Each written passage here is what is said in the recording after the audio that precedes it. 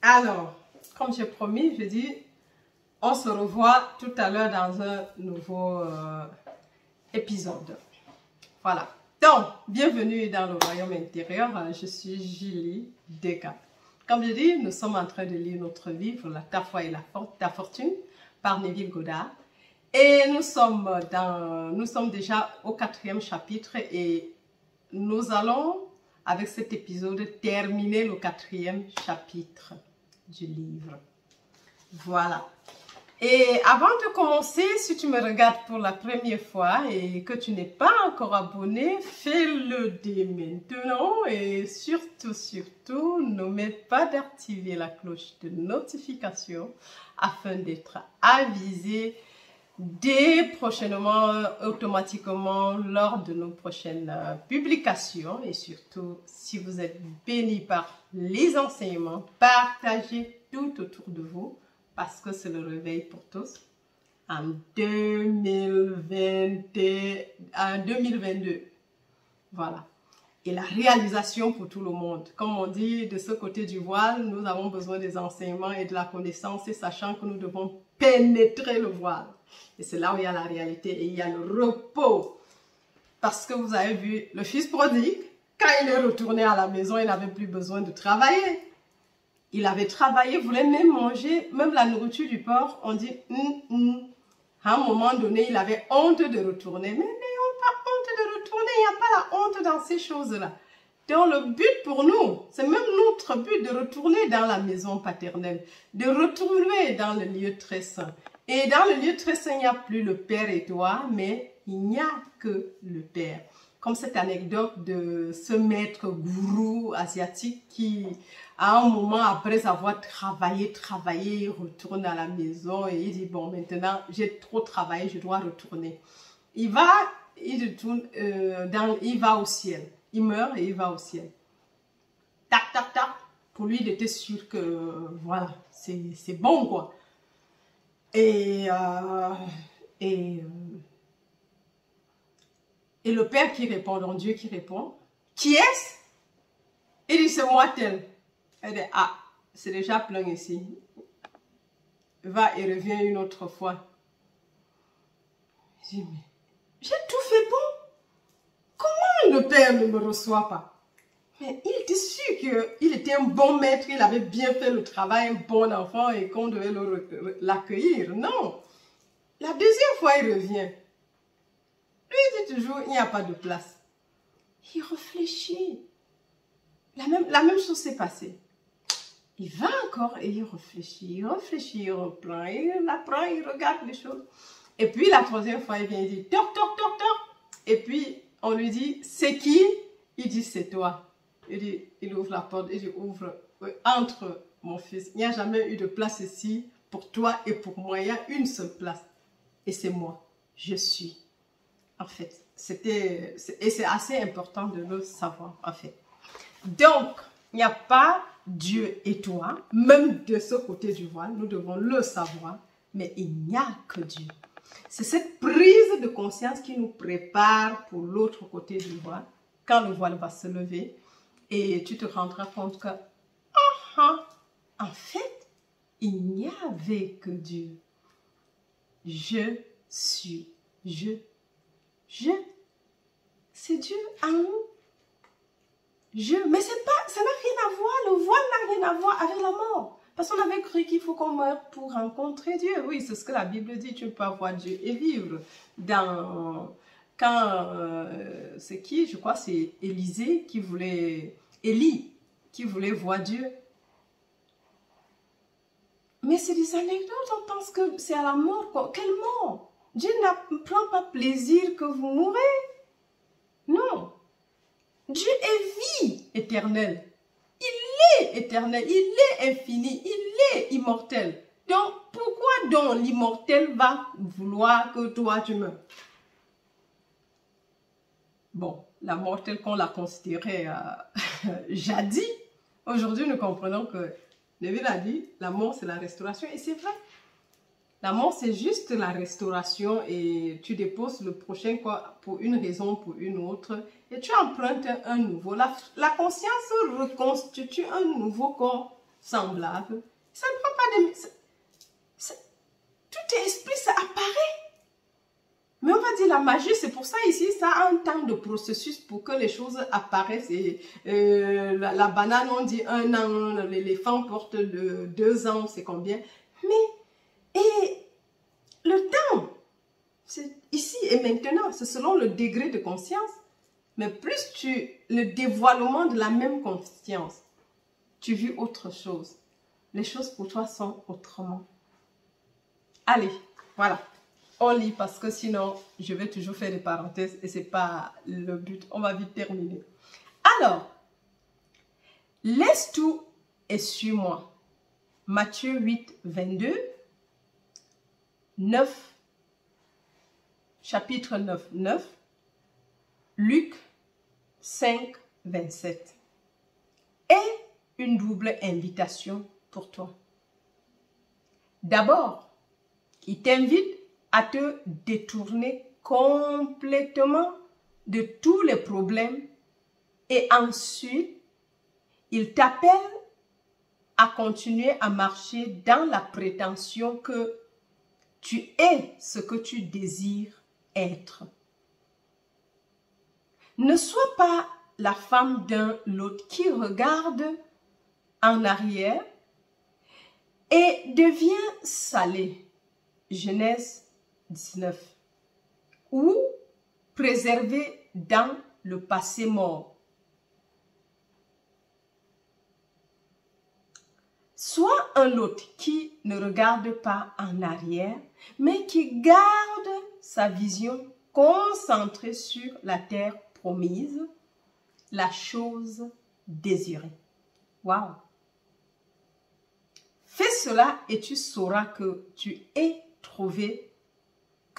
trouvé le maître magicien, faisant de l'invisible le visible grâce à la commande « Je suis ce ». Waouh! Waouh! En fait, je suis toujours émerveillée. C'est un livre que j'ai déjà lu plusieurs fois, mais à chaque fois, avec ses explications, j'ai l'impression que quand je m'assois pour lire, les explications coulent, peut-être. Parce que c'est des petits trucs que parfois en lisant ou en écoutant, c'est ça la différence entre écouter et même si tu écoutes, j'écoute toujours les messages parce que moi-même j'écoute les messages et je les écoute toujours avec un bic et un bout de papier pour noter. Parce que le livre, tu peux l'écouter rapidement, mais lire c'est autre chose. Nous voyons que depuis que nous lisons, nous sommes encore au... Bon, c'est vrai que si je lisais seul, ce serait terminé depuis. Mais puisqu'on explique, ça prend plus de temps. Et ça devrait être aussi pareil. La première lecture, elle est rapide, la deuxième rapide, mais la troisième doit être... On prend le temps pour comprendre la quintessence du message. Et c'est ce que nous sommes en train de faire ici. Alors, laisse tout et suis-moi. Nous avons vu, je crois que ça s'est passé avec Matthieu. Quand Jésus passait devant la porte où les collecteurs d'impôts. Et il a dit à Matthieu, laisse tout et suis-moi. Et on dit, il s'est seulement levé. Il a suivi. Bon, c'est vrai que nous voyons qu'on ne peut pas interpréter ça, comment dire, oui, terre à terre, quoi. Ce sont des histoires phalliques et ce sont des paraboles, en fait. Parce que quelqu'un qui passe et dit, suis-moi, tu abandonnes tout ce que ta marchandise, tes clients et tout, et tu le suis seulement et tu ne retournes plus jamais. Nous croyons que même si tu fais des choses avant de partir. Mais en fait, c'est des choses juste, nous voyons maintenant l'explication psychologique qui est en train de suivre. Et c'est ça que nous devons comprendre avec la Bible. Or, nous avons tout le temps, malgré qu'on le lisait plusieurs fois, mais nous avons pris des histoires phalliques pour la réalité.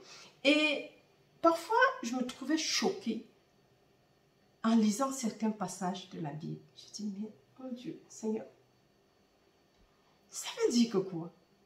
Mais ont personnalisé Dieu, ils ont humanisé Dieu, qui punit quand tu fais mal et qui chérit quand tu fais bien. Parce qu'on a dit Père. Non, Dieu, il ne connaît pas ces choses. Il ne punit personne.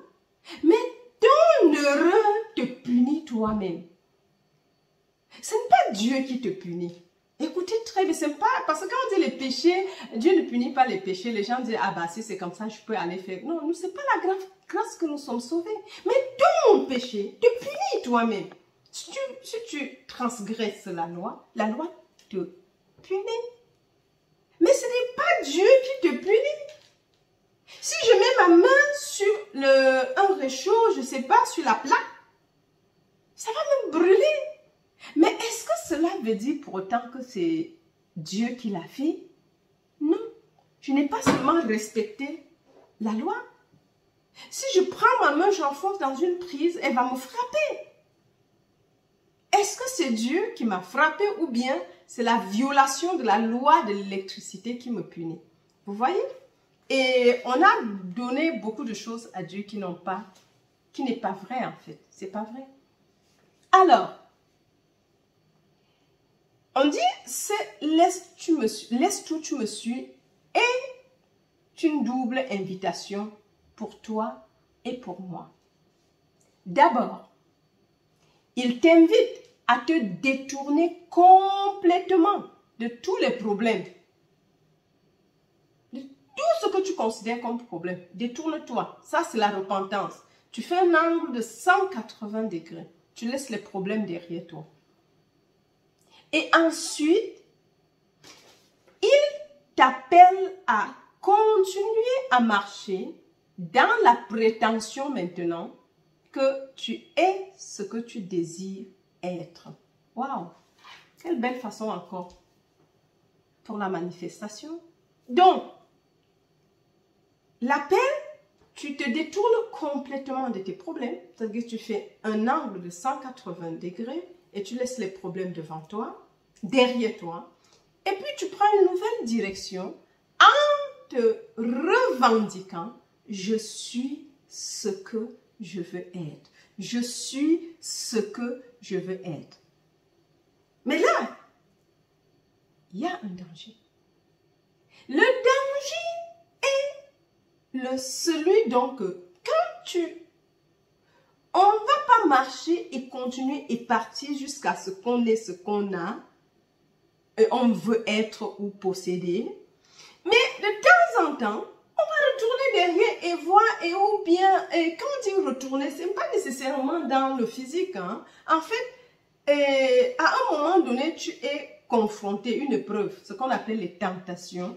Et puis tu dis, oups, tu oublies ce que tu viens de décider que tu es. Tu commences à penser par rapport au manque. Et c'est là où il y a problème. Tu freines comme ça ce que tu prétends être. Parce que tu viens en fait de faire interrompre cela et de repenser que tu étais dans le besoin. De voir le problème qui est. Non, quand tu vis sans regarder, quand tu te détournes du problème, ça dit que normalement il n'existe plus pour toi. Il doit mourir. Parce que ce dont la simple façon d'abandonner quelque chose, c'est d'imaginer que cette chose n'est plus. C'est d'enlever ta conscience. Et c'est pour ça ici, laisse tes choses et suis-moi. Laisse ce que tu penses était important pour toi à l'instant T là. Parce que même tout ce que tu fais, travail, tu fais là, c'est bien. Mais c'est seulement dans la chair et dans ce dévoilement. Parce que dès que si tu le voiles, le but c'est de faire de sorte que le voile soit levé. Et aussitôt que le voile est levé, tu es dans la présence de Dieu et tu n'as même plus besoin de tout ce que nous sommes en train de faire comme cours ici. Parce que les choses, le Père, c'est ce dont tu as besoin, donc ça vient. Tu as tout. Et tu es tout. Tu es uni à Dieu et tes désirs sont les ordres. Ah oui, s'il est le Père, il pourvoit pour tout, mais en ce moment, tu deviens le Père.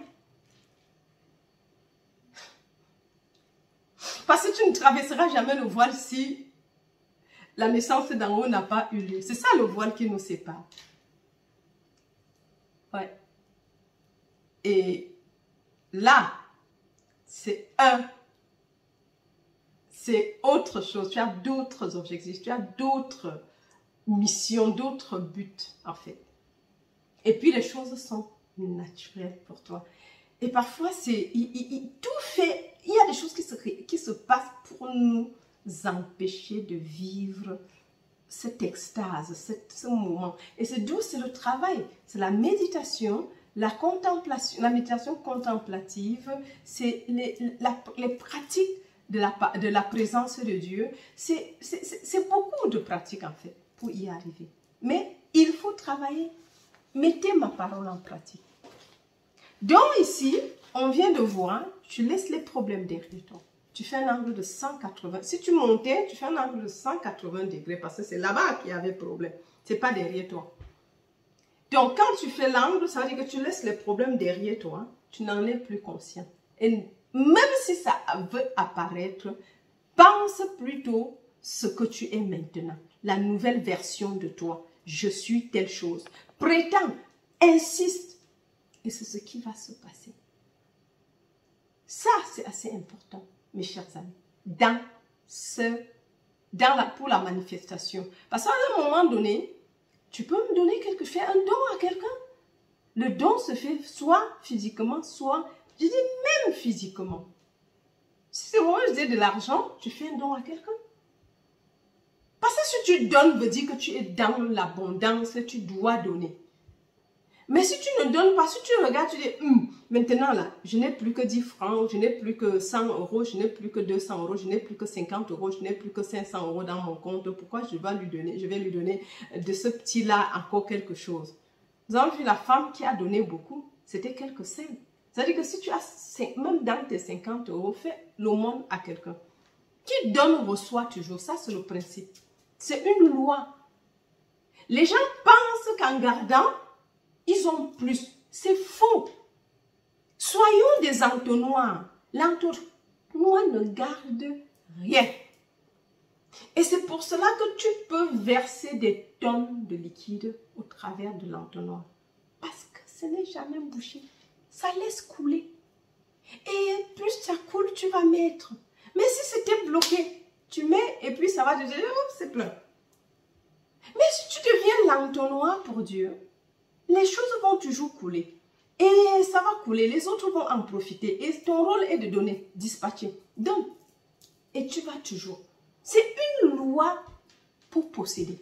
Mais ceux qui ne comprennent pas pensent que pourquoi je dois partager le 1 et demain je vais faire quoi? Non, demain s'occupera de soi-même. La manne se ramasse tous les jours. Si Dieu est ta viande, si Dieu est ton eau, si Dieu est ton pain, si Dieu est ton vin, mais tu n'as besoin de rien, tu ne manques de rien, puisqu'il va couler constamment comme ça. Et tu n'as pas besoin d'être même spirituel. Hein? Ah oui, ça n'a rien à voir avec la spiritualité. Les gens qui ont compris ce principe dans la vie ne manquent jamais de rien. Ils ne sont jamais dans... Parce que ça coule d'une manière ou d'une autre, ça vient. Et ce que je vais vous dire, c'est que acceptez seulement de donner. Pensez seulement que je vais donner à tel. Et les choses vont venir. Les choses viennent. Et il y aura assez pour donner. Mais si tu limites, c'est toi qui limites, ce n'est pas la chose qui est limitée. Si tu te limites par ce que tu vois, là, vraiment c'est le secret que je vous livre. Le secret de posséder. Tu n'as pas besoin d'être spirituel ou croyant pour posséder des choses. Vous allez voir que ceux qui ont beaucoup le plus souvent sont ceux qui donnent aussi beaucoup. Maintenant, dans la vie, ceux qui sont pauvres, même s'ils ont un compte bourré, ils sont malheureux, ils ne donnent à personne et ils n'utilisent pas. Mais il est malheureux. Partage. Ceux-là qui viennent vers toi, c'est qui est Dieu? Tu attends qu'il y a des gens que si Dieu descendait du ciel là et leur disait que moi je suis Dieu, ils vont tout te donner. Ils vont prendre toute leur maison et te donner. Maintenant, pendant qu'ils sont en train d'attendre le Dieu et préparent pour voir que Dieu va venir, le mendiant vient, il ne lui donne pas. L'enfant passe, quelqu'un passe. Il préférerait donner à Dieu. Mais Dieu vient vers toi en tant que mendiant. Il vient vers toi en tant que le pauvre. Il vient vers toi en tant que, je ne sais pas, tout ce que tu peux rencontrer sur ton chemin. Donne. Il y a des gens qui calculent le salaire. Bon, je n'ai que ceci. On a déjà parlé de ça. Si je donne, il me resterait comme ça. Est-ce que je pourrais... Une chose, et ça c'est ma faiblesse, j'ai jamais calculé. Je ne sais pas calculer. Combien je gagne et si je vais calculer le moyen, j'ai dit, le jour que je commence comme ça, je dis que Dieu sait que tu n'es plus Dieu. Je donne sans réfléchir. Parce que je sais qu'au moment opportun, Dieu lui-même va résoudre le problème. Et ça vient, quand on disait Dieu, les gens pensaient que ah, ça c'est un peu trop, comment dire, on appelait ça un peu la foi aveugle. Non, non, ça c'est, ici, le principe de don, c'est pas la foi aveugle. On n'a que deux options dans la vie, où tu prends la position du donneur, ou tu prends la position du receveur. Il n'y a pas... Et celui qui donne est à l'entonnoir et il a toujours à donner. Ça entre toujours. Mais si tu prends la place de receveur, tu passeras ta vie à quémander. On va prendre ça. Je vais prendre... Bon, maintenant ici, je voulais prendre un exemple. L'Afrique qui demande, mais je vais dire non, il ne demande pas. Si les ressources n'étaient pas pillées, ils ne seraient pas dans le manque. Mais on pille vos ressources et on vous rend en mendiant. C'est pour ça, et ils tendent la main. Mais vous tendez la main à qui? Mais en réalité, est-ce qu'ils tendent la main? Mais on vous fait croire que vous tendez les mains, mais c'est vous qui donnez. Mais c'est un chemin non-retour. Parce que la preuve, si je veux voir la relation France-Afrique, depuis qu'ils prennent toujours. Mais pourquoi ils ne sont pas rassasiés depuis la colonisation? Ils continuent toujours aujourd'hui, si je prends le franc CFA. Mais est-ce qu'ils ont donc beaucoup parce qu'eux, ils exploitent les autres? Non, sinon ils auraient arrêté. Mais ils sont donc dépendants. Eux-mêmes, je ne sais pas si dans cette relation, c'est l'Afrique qui est esclave, francophone qui est esclave, ou c'est la France qui est esclave. Qui est vraiment l'esclave? C'est celui qui est à perpète dans le besoin et qui prend chez l'autre. Et heureusement que la mère terre produit toujours. Mais bien sûr, vous voyez que parfois, vous pouvez positiver les choses. Hein? Parce que maintenant, pendant que je parle, je me rends compte que, mais en fait, c'est la France qui est le mendiant ou c'est l'Afrique qui est mendiant. Mais bien sûr, c'est la France. Si nous reprenons, nous demeurons dans cet enseignement, la France est mendiante. Ou c'est mendiante. C'est égal, c'est le pays. Je ne parle pas des hommes, hein, des humains. Non, non, c'est un système. Le système mendie. Et il est dépendant. Il s'est enfoncé. Parce qu'il pense que, ce système pense qu'il a besoin de l'Afrique pour vivre. Non. Même si l'Afrique disparaissait, tu verras que tu vas vivre. Mais dans cette relation parasitique, c'est chacun qui va maintenant regarder. Où est-ce que je suis? Parce que à partir de ce message, révélation sur révélation, je comprends que le mendiant dans cette affaire n'est pas l'Afrique, mais c'est la France. Le prisonnier dans cette affaire, ce n'est pas l'Afrique, c'est la France. L'esclave à ce niveau, ce n'est pas l'Afrique, c'est la France. Vous voyez que parfois on s'énerve pour les trucs, mais si tu regardes bien avec les yeux spirituels, le malheureux, ce n'est pas l'Afrique pillée, c'est la France qui pille. Et il n'est jamais rassasié, il ne le sera jamais autant qu'il dépendrait, il se mettrait dans la dépendance de l'Afrique pour piller les choses. Il va toujours continuer et il sera toujours dans les manques. Parce que depuis des millénaires qu'il le fait, pourquoi ils n'ont pas assez? Il aurait arrêté si ce qu'il pouvait être rassasié en prenant là-bas. Il y a une seule voie pour s'enrichir. Revendique. Prétends. et persiste. Et les choses seront.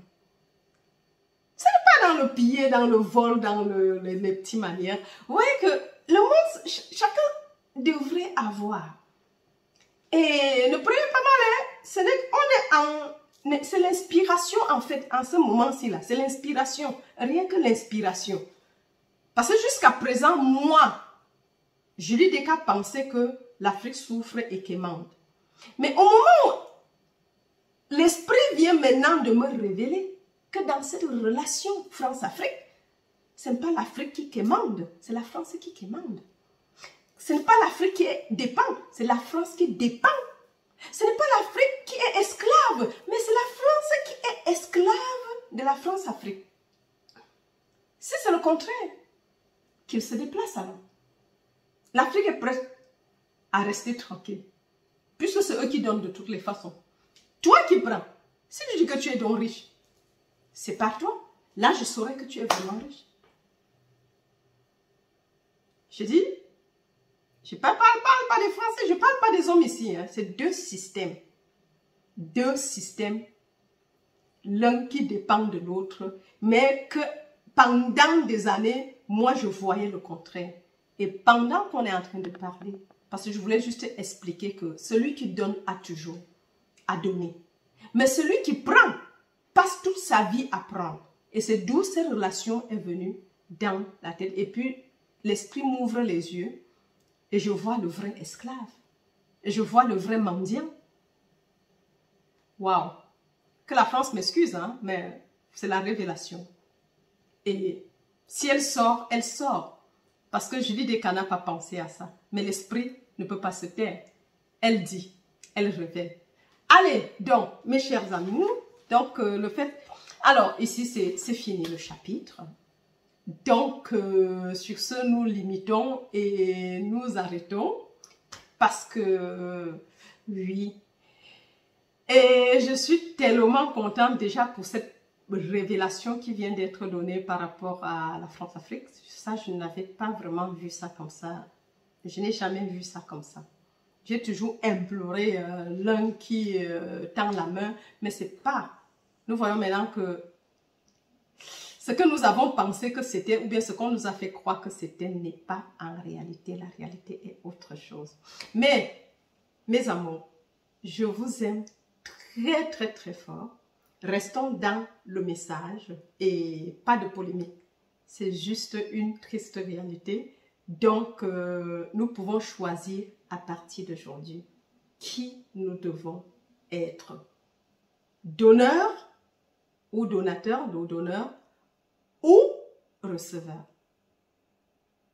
Universel donneur, universel, ah oui, c'est les eaux qui sont les donneurs universels et ne reçoivent que des eaux, ils donnent à tout le monde. Voilà, donc si tu vois, si tu veux, c'est toi de choisir. Mais ne demande jamais que j'ai combien. Ne réfléchis plus. Donne le peu, à partir du peu que tu as. Même seulement prier, c'est déjà un don. Mais même si tu as 1 euro, tu peux prendre 20 cents et donner à quelqu'un. Sauf si tu vas t'arrêter et faire comme Neville nous a dit, son ami avait fait à New York. Il a prié pour le petit, il a vu en train de travailler et en train de venir lui dire que j'ai un travail bien rémunéré. Et je crois 6 mois après, il rencontre, le gars revient vers lui et dit merci parce que tu ne m'avais pas donné ce jour-là. Aujourd'hui, j'ai un travail et je suis fière de travailler, je gagne mon propre argent, ma vie a complètement transformé. Il a donné, mais pas l'argent. Le mendiant à la porte de la porte, c'était porte belle ou c'est quoi, a vu Pierre et dit Pierre, il quémandait. Pierre dit l'or et l'argent, je n'ai pas à te donner, mais tout ce que j'ai, je te donne. Lève-toi et marche. Et le gars n'est plus jamais retourné sur ses pas. Vous voyez qu'il y a plusieurs façons de donner. Et nous avons toujours quelque chose à donner. Commençons là où nous sommes. Avec le peu que nous avons, partageons, nourrissons le monde. Même seulement les prières, c'est déjà quelque chose d'un. Allez, mes amours, je vous aime très, très, très fort. Et aujourd'hui, je suis déjà un peu fatiguée. On va arrêter comme ça et les autres épisodes seront prochainement, on va entamer le chapitre 5 un autre jour. Allez, bye bye. Love.